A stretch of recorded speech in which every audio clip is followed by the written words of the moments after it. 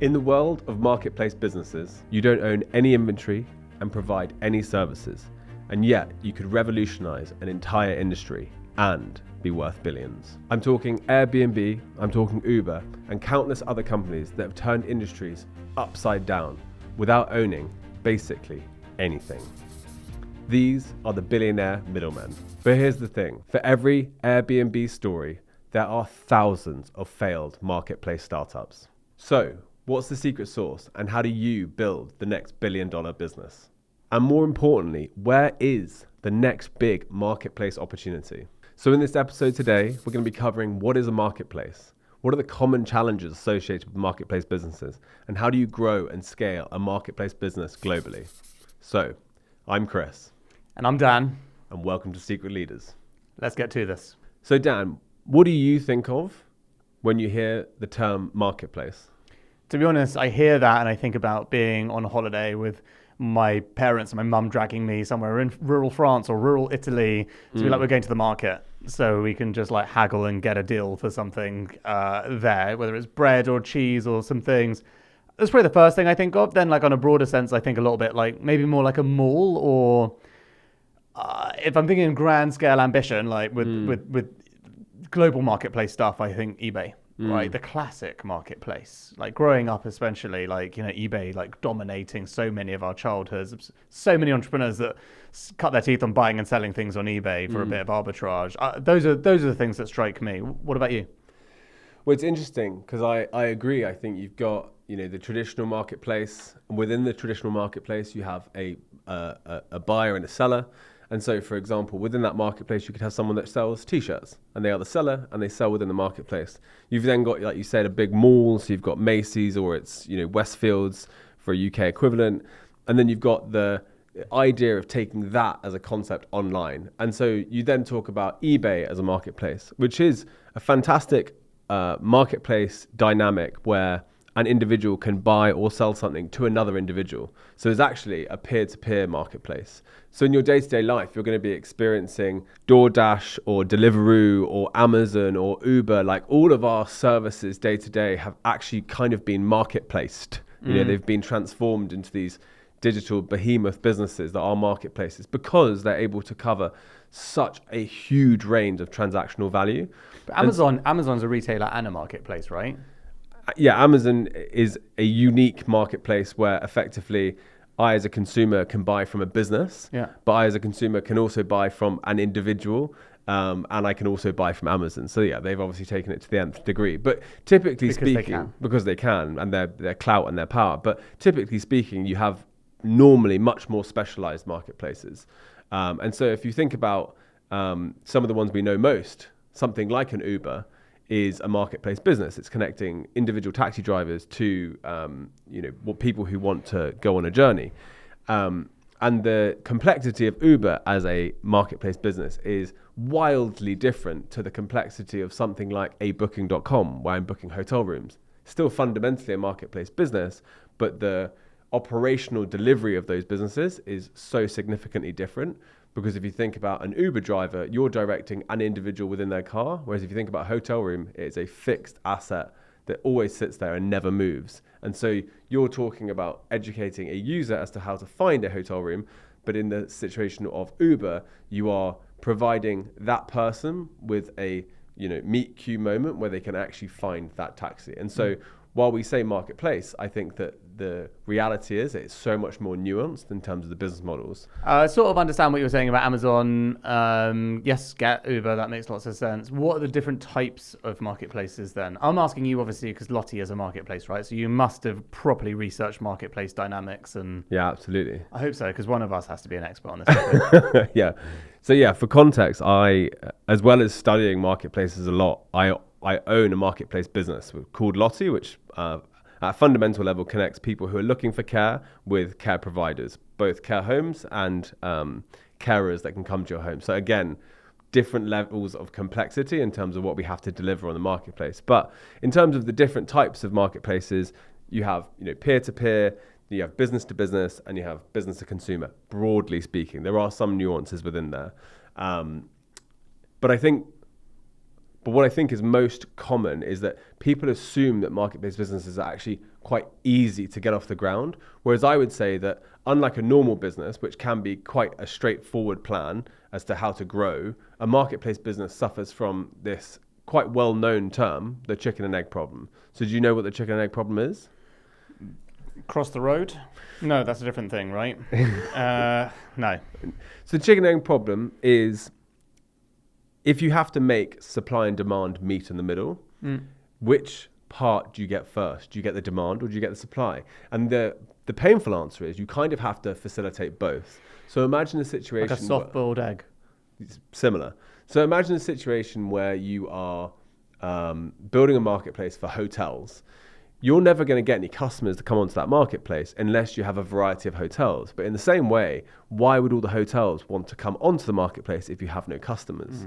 And so that chicken and egg problem is common in pretty much all startups. And it's also referred to as the cold start problem because getting off the ground is the hardest thing.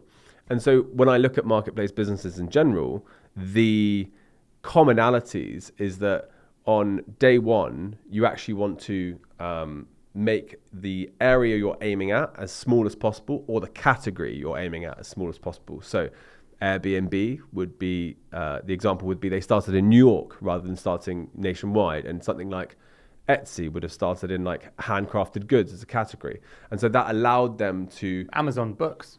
And Amazon was books, exactly. So for a long time. The first incarnation of Amazon was quite literally Jeff Bezos' insight that the internet was growing so fast that he wanted to sell a product that was really easy to sell. And so he sold books as just a book marketplace, like out and out. And like you said at the start, that has developed now into a much more significant business. So like I said, the most challenging part is getting off the ground. So let's imagine a business, and I will use both my business, but I will also talk about something like a open table, for example. So with my business, we are providing day one care homes to care seekers. And so what we ended up doing was we said, we want to start in a very specific location. So we picked London, for example, and we launched a website.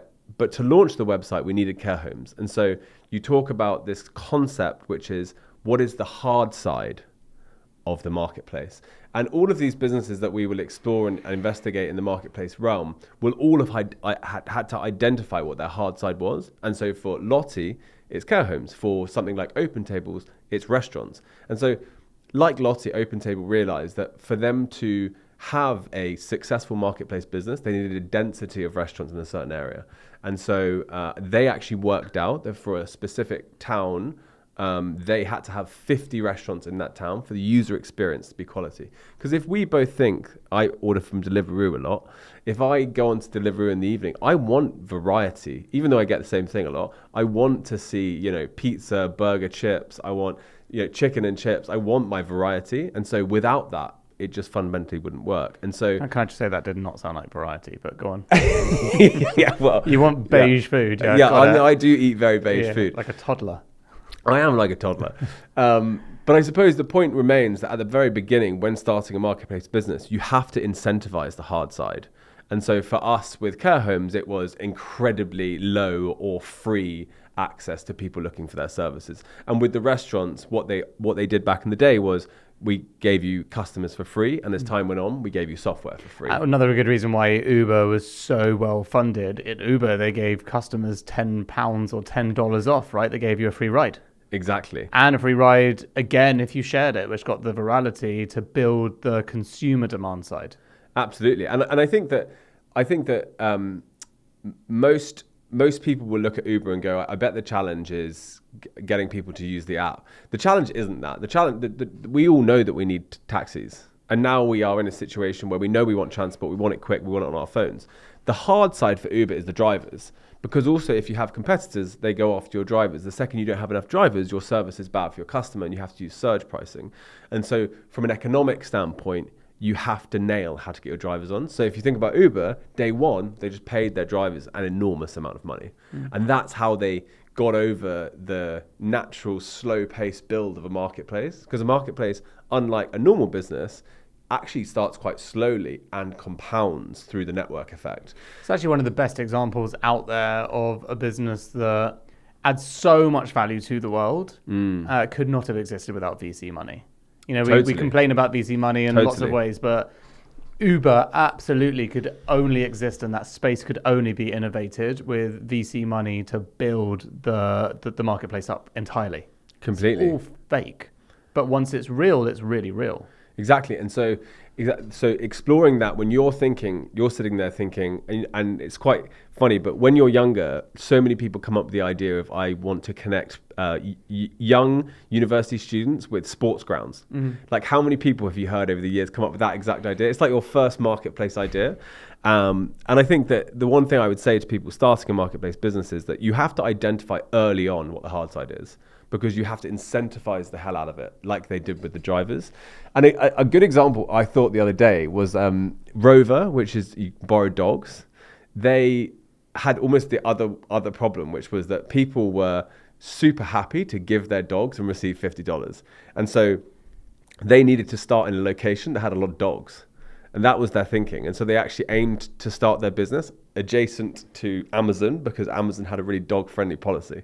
So you have all these like incredibly interesting stories about, again, the dynamic of the hard side. Like Instacart started in Chicago because in the winter, no one wants to go out and get groceries. And so they became a grocery delivery service in Chicago in the winter. Amazing.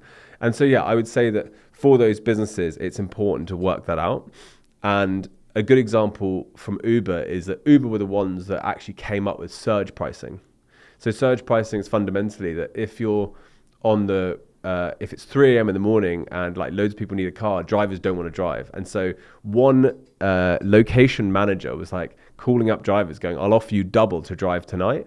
And that got out, and all the location managers started being like, hey guys, I'll offer you double to come out tonight. So they built in surge pricing. And so surge pricing is like, how do you make demand and supply meet organically to facilitate transactions? Yeah, because there's always a biting price on, a biting point at what place people are willing to pay for the pain or the solution. Absolutely. Yeah. Exactly. And so a marketplace fundamentally facilitates demand and supply. Over the last decade, Chris and I have started over a dozen businesses. It's not something we're particularly proud of, by the way, but it means we've had a lot of exposure to different business banks. You try one, you're not so happy, try another, you're not so happy. The cycle goes on. By this point, between us, we were laughing, but we tried them all.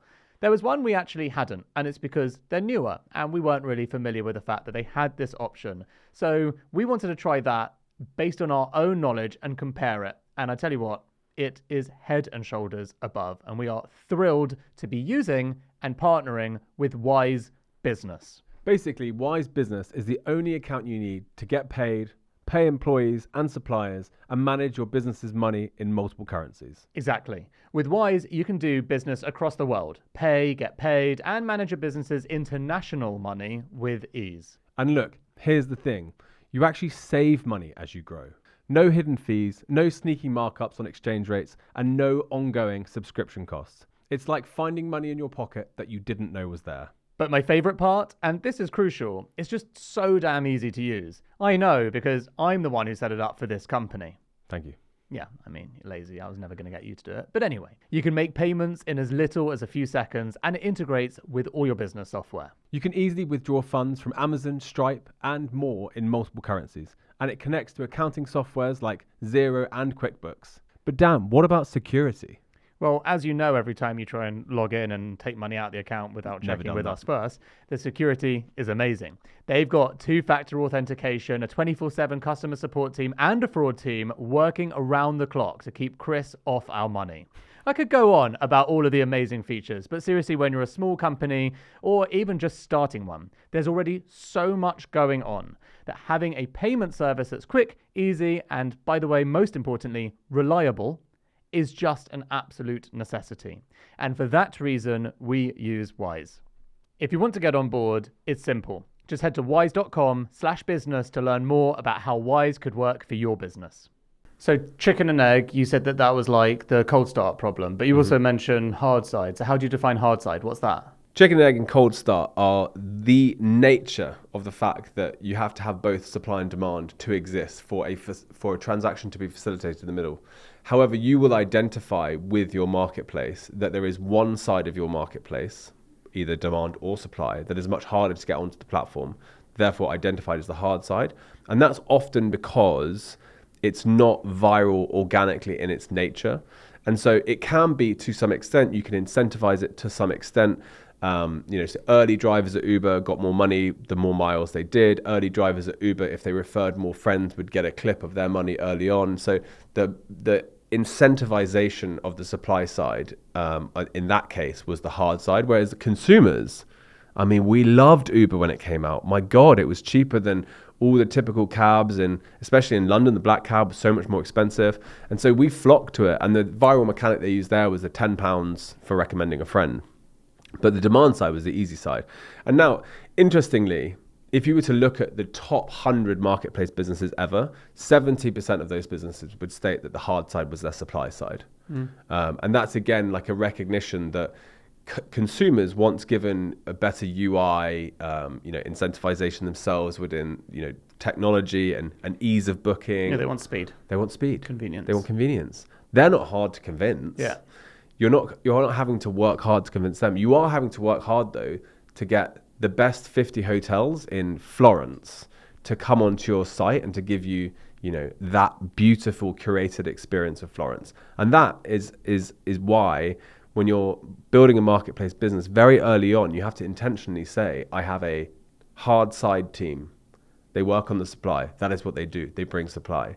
So one business that I think is more unique than people give it credit for in the marketplace space is Airbnb, because people don't give Airbnb credit. Airbnb, poor old Airbnb, not getting respect in the startup world. Never heard of them being talked about. So Airbnb obviously gets credit for being a massive company and all the rest of it, and they've got all their amazing stories and so forth. Disrupting the entire travel industry and doing it incredibly well. Yeah, but I think that from a sort of economics, a business model perspective, unlike, for example, Booking.com, which became a layer on top of hotels, people didn't used to rent out their houses like they do now because of Airbnb. Airbnb has become a verb, to Airbnb it.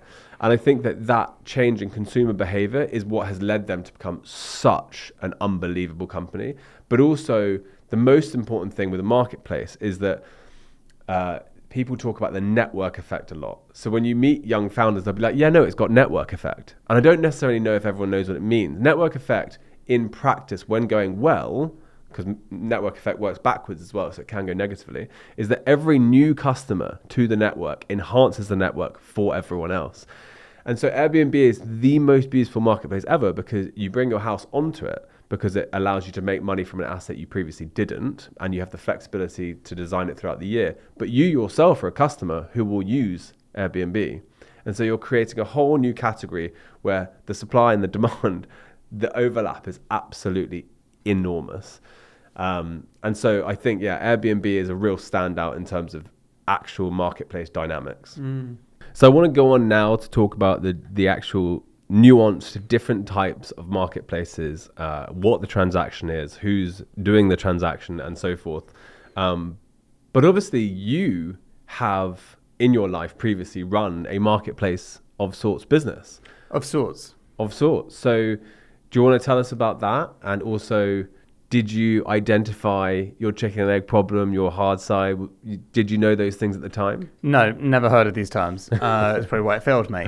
I don't think Grabble was a marketplace, not in a traditional sense, because basically, in the sense that we connected an audience of people with with clothes mostly that they wanted to buy and that they did buy through our app, the customer experience was very much like a marketplace. This is actually potentially one of the reasons the business was so challenging. The consumer experience was a marketplace experience. They found products from all their favorite brands that they wanted at better prices on our product and were able to buy them in app. Yeah, gorgeous experience. Amazing. However, in the back end, it actually wasn't operating like a true marketplace, because to do that, we'd have had to get deals with every single one of those retailers and brands individually and blah, blah, blah, blah, blah. And we didn't do that, right? That would have been the hard side. That would have been the hard side. Yeah. And we didn't do that. Instead, we just hacked the whole entire thing, got affiliate deals with anyone that we possibly could if and when things got bought, because that was sort of a low-tech way of doing it, and sort of said to ourselves, for ones that sort of slip through the cracks, but there is no way to monetize it unless we actually bring them on board as an official retailer, integrate their checkout, and make it a retailer marketplace agreement. And that just seemed really hard. So we were just like, look, on those ones, we'll just accept we're not going to make money on them, but we'll still provide the good customer experience. So for a consumer coming into our product, they would find products they want to buy and purchase them just like a marketplace. But the reason it wasn't a cold start problem, the reason it wasn't a traditional marketplace is because we hacked the system to get scalable growth. Now, downside of that is once we had the growth and we'd got to millions of monthly active users, the whole business imploded. Yeah. Because it wasn't scalable at that point, right? At that point, you then suddenly needed to start making official agreements for people. You're starting to get sued by people for facilitating this agreement and this transaction without it actually being something that they've necessarily agreed to. And the other thing is because, and this is an important technical difference, because consumers had such a slick experience, we were the front end. We took their credit card payment and then we processed it on their behalf at Grabble. And so we were what's called the merchant on record, which means that, just to give you an idea, if someone buys something from Burberry through us and then they take it at home and they decide they don't like it and they want to return it or whatever, we had to transact. We had to process. Yeah, we're on the hook. We had to process these things. So when you have 1 million monthly active users, and then you scale the problem to that amount, and then you have loads of returns, and your margin is just getting eaten away and eaten away and eaten away. So what we did was really, really smart for growth.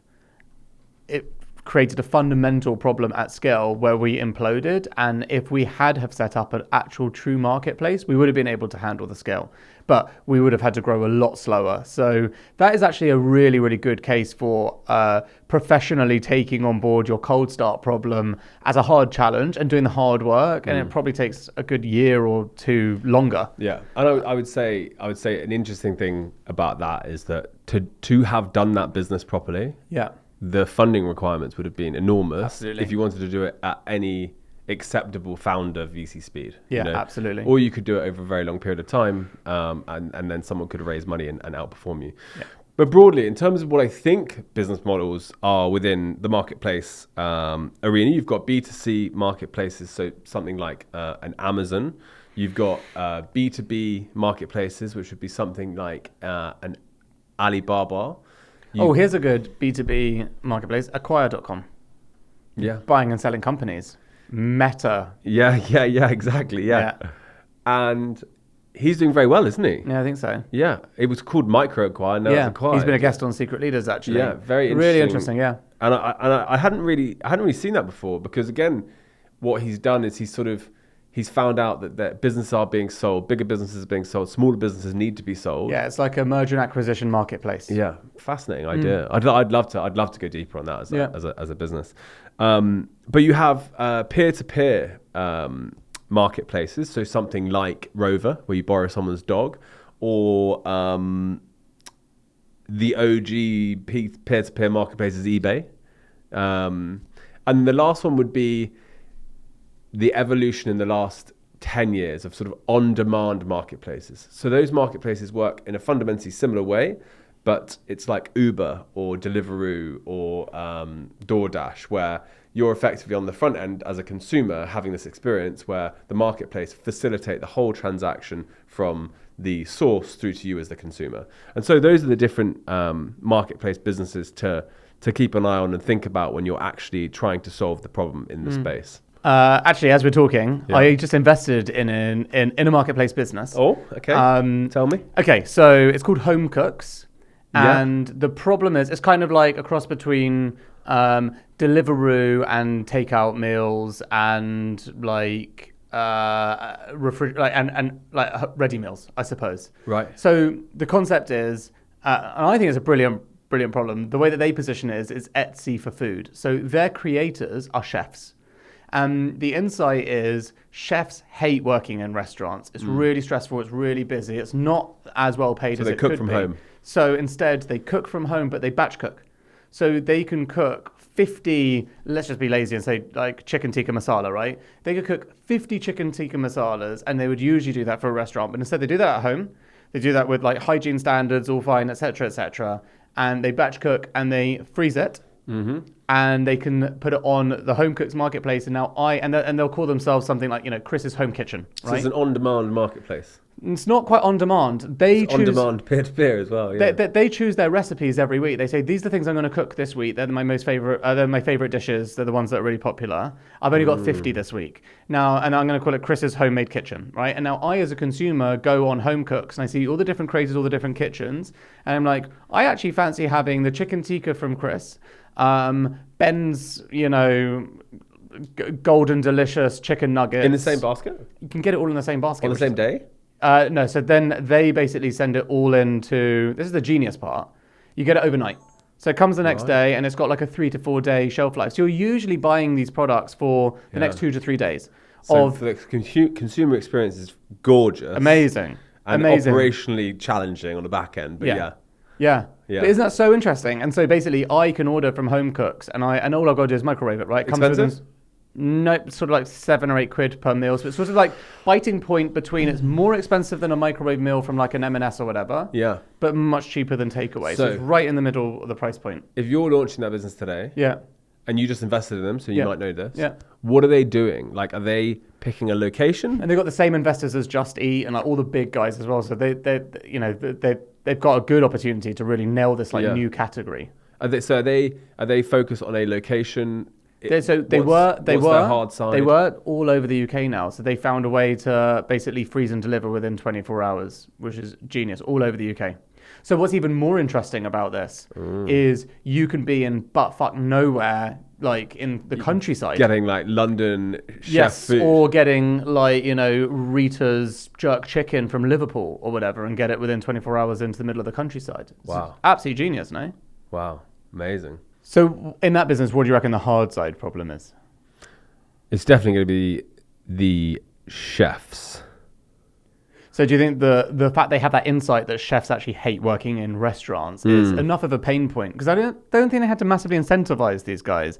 Is it like they'd have been like, well, I actually hate doing that. So as soon as you guys are up and running and have some customers, count me in. It's a unique business, right? I mean, it's new. Yeah. It's a new idea. It's novel. It's sort of creators delivering food. But it's doing over £1 million a turnover though. So it's moving. Like the reason the chefs won't go off platform, which is a massive problem of marketplace businesses, is where there's leakage.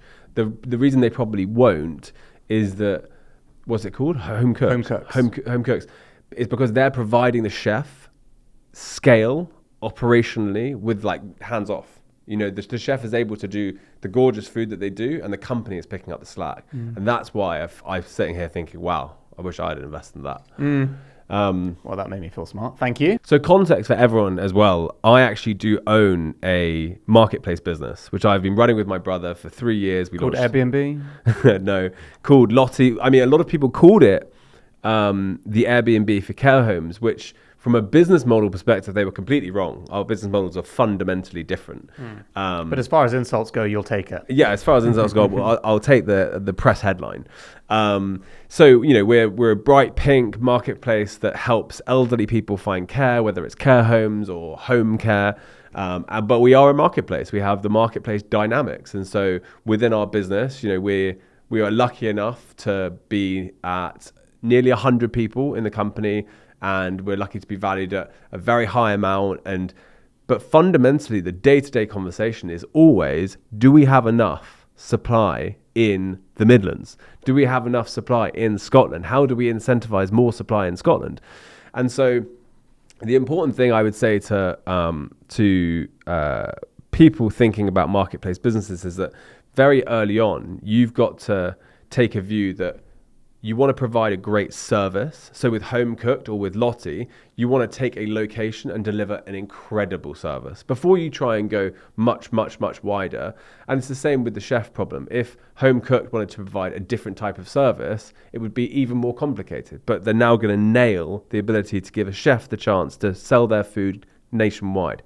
That's what's very interesting. And if they nail that category within a location, they can then roll it out with the processes. And the network effect will come into effect at that point because more chefs will join the platform. And I assume chefs will probably be customers as well, which is why I think it's so genius.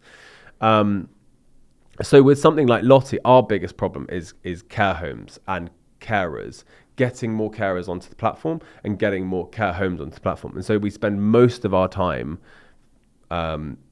driving on the supply side of the business, because the more care homes we have, the more facilitations we can have. So what do you think is the biggest growth lever for a business like mine and for typical marketplace businesses?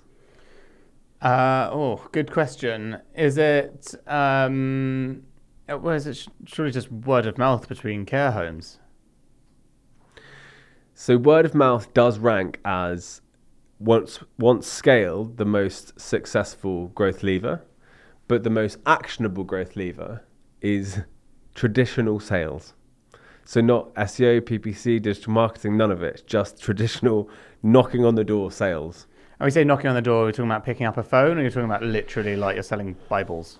Well, a lot of the food marketplace businesses, Open Table, etc., they were literally going door to door to restaurants selling, and they said that was by and large their absolute most successful marketing tactic. Nowadays, you are talking cold emailing, cold calls, building relationships, etc., traditional marketing. The next thing that I find most really successful marketplace do is they piggyback on an already established network.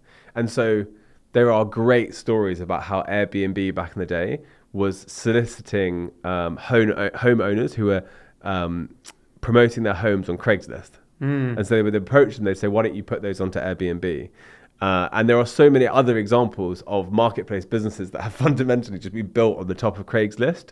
And so if you can be smart like that and are able to utilize pre-existing networks and or websites to basically do the hard work of your facilitation of demand and supply, then you're much more likely to be successful. And so you have to think quite strategically about where are the networks that I might be able to sit on top of, and Craigslist is a perfect example if you're trying to do a rentals business. What is a typical business model then in marketplaces? Is that a thing? Is there a typical business model, like they all take commission or they all take fees, or does it vary? It does vary. I mean, typically speaking, you are talking about taking a percentage fee. And so something like booking.com, which is a phenomenal business because there's no operational delivery. You're not having to move an Uber driver to someone. You're not having to pick up food, drive it and deliver it. Mm-hmm. You're just selling a hotel room. And so that business model is beautiful. And they probably take a clip of 30 to 40% of a hotel room. And so it's, again, very powerful. And I think at the beginning for them, getting hotels on would have been challenging. Whereas now, because of the network effect and because of the impact of the success of their businesses on SEO and PPC and all the rest of it, they now hold the customer. I think a good example of this, by the way, is like the almost the insurance brokers, right? So your confused.com, your Go Compare, your Compare the Market. I'm always amazed at how those businesses ever got anyone on at the beginning, because the entire customer proposition is arbitrage of offering you the cheapest insurance, comparing one insurer to the other and showing you how much more value you can get if you go with someone else. So where they ever got the data from, whatever, I don't know. But then like those three, and there's probably others, got so big that now you couldn't possibly have an insurance company and not be on those platforms. You just wouldn't get business. So it's a fair point that sometimes the marketplace doesn't have a positive output. Right, that's like cannibalizing an industry. Potentially, yeah. So at the beginning, you see a lot of marketplaces will financially incentivize the supply massively to convince them to come on, because the supply is sitting there thinking, I don't want to lose control over my demand. This is a similar argument to how Uber did that with their drivers, mapping everything, blah, blah, blah, blah, blah, only to eventually obviously replace them with robo-taxis and not give them any jobs anyway. Well, look, I mean, that's the thing at the moment with Uber, which I think is a fascinating thing, is like they are saying that Uber becomes a phenomenal business once autonomous driving comes out. Yeah. And autonomous driving is not a million miles away now with what's happening with Tesla and so forth. So if Uber didn't need people anymore, what a business. Yeah. You don't have the supply side becomes a robot. Mm-hmm. And isn't that fascinating that they then will operate on AI and you turn what was a typical marketplace business into just a on-demand business, no longer a marketplace. Yeah. Which is, I think, just a fascinating thing that's going to happen with regards to all these marketplace businesses, is that more automation, AI, and robots make all of these businesses far more successful. Yeah. So like if you don't need a delivery driver and it's actually autonomous, again, your margin, your challenges, your operational just disappears. And so I think, again, it's an interesting space to be in. If I'm thinking about marketplace nowadays, I'm thinking, what are the availabilities of AI and technology to help me do what previously these businesses couldn't do? So obviously there are huge problems with marketplaces, and I think best summarized by the fact that if you've ever used Fiverr or a website like that, people per hour, etc., often you will find a designer on there and end up paying the designer directly off platform afterwards. And so that happens so often. It happens on so many different marketplace businesses. And so what the marketplace business has to do is make it so incentivizing for that designer to say, no, I don't want to go off book. Or like the perfect example is TaskRabbit. As soon as someone comes around and does the thing in person, they're instantly like, can I give you my card? Totally. And like TaskRabbit is a challenging business. Wasn't TaskRabbit bought by IKEA in the end? Was it? I think that's what happened. Like TaskRabbit was actually, this is amazing. TaskRabbit was very location specific and then category specific. They became basically TaskRabbiters for IKEA furniture. Yeah. And so IKEA were like, oh, we'll have to buy that company. Yeah, that makes sense. For the delivery and the installation.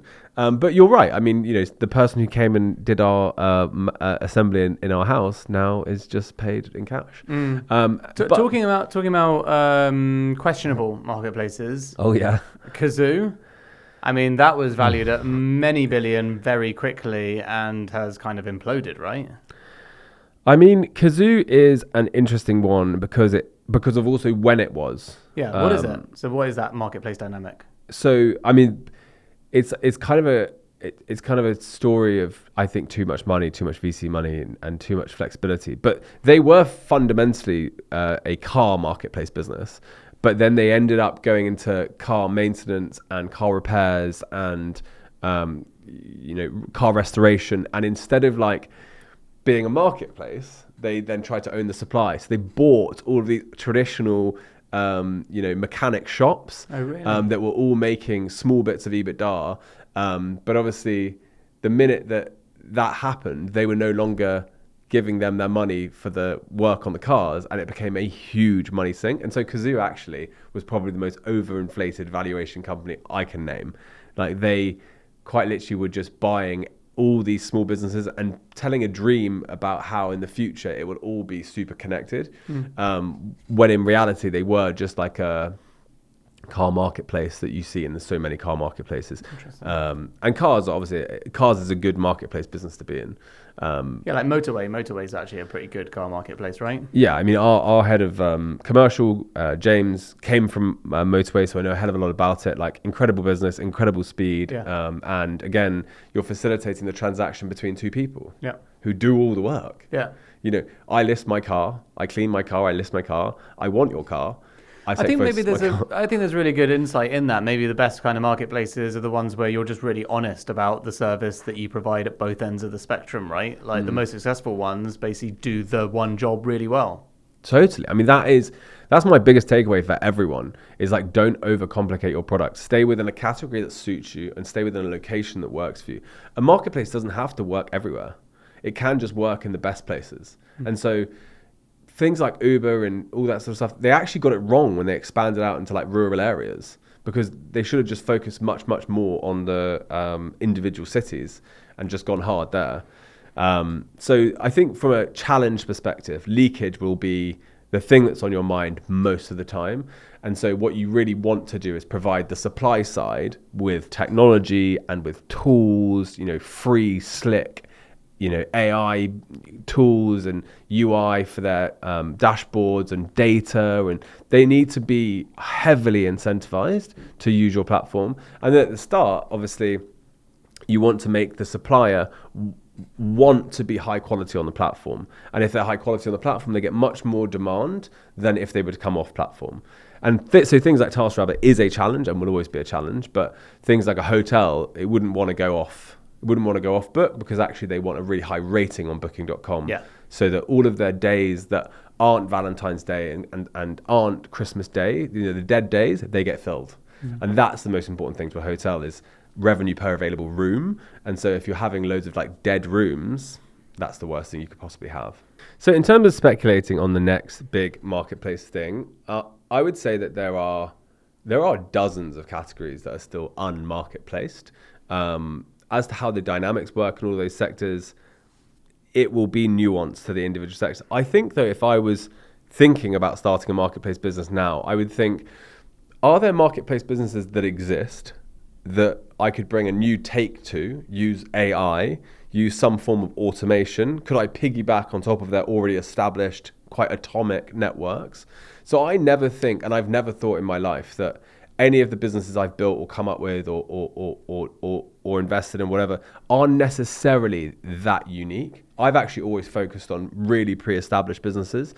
And so Lottie is not a new business model. And with the greatest respect to us, it has been executed in different countries around the world, but a much more archaic version. So what we did was we knew we wanted to solve the problem. We looked at companies in the US who solved the problem over the phone, and we thought, how do we build a slick digital business that can be booking.com and tools for care homes? And that's why the care homes have absolutely loved us since day one, is ease of use. You know, they get more customers and their customers are very happy because they have much more choice. So if I was young now, I would be thinking AI, I'd be thinking, how do I bring greater digital and greater AI efficiencies to pre-existing marketplaces? I never normally go after new ones. In a way, Perplexity is sort of like a marketplace of different AI, right? That's, this is kind of the thing. At some point with technology, everything can become a kind of marketplace. I was researching recently, this stuff blows my mind, but with energy, right? Energy is such a big problem across every country. So people are paying for, essentially there's excess run of things like solar. And you don't need solar. Well, you need solar in the winter, you don't need it in the summer, and blah, blah, blah, blah, blah. So there are these platforms where you send your solar energy back into a central supplier, and that becomes a marketplace for people to like dynamically price the energy, the spare energy that they technically own, that they can send off to the grid to other people. Love it. Technology facilitates these mad things and these opportunities for marketplaces you just would never even conceive of existing. Absolutely. But they just... anything is able to be created at this point, and creating marketplace dynamics around those things, surplus energy that you've got in your home that you can use for your car. So I could charge my Tesla off your surplus energy. That is mental to me, and I could just pay the cheapest price for it compared to paying like off the national grid. Is that wild? It's so wild, and I think that's at a fundamental level what we're doing. We're meeting supply with demand, just putting a beautiful UX in front of it. To wrap things up, I wanted to say thank you to everyone for watching and listening. Unlike Uber, we don't have insane VC funding, so we can't give £10 to the next customer. I mean, we can't give you anything. You get nothing. Nothing at all. But what you could do for us, and we would really like you to do for us and appreciate, is subscribe to our YouTube channel. Having an audience gives us the ability to explore the most entertaining business content on the planet. And so what you can do for us is subscribe to the channel and give us your feedback. Let us know who you want us to interview. Let us know what business models you want us to explore. And thank you so much for tuning in today. I'm Chris. I'm Dan. Thank you for watching Secret Leaders. And don't forget to like and subscribe. $0 for you.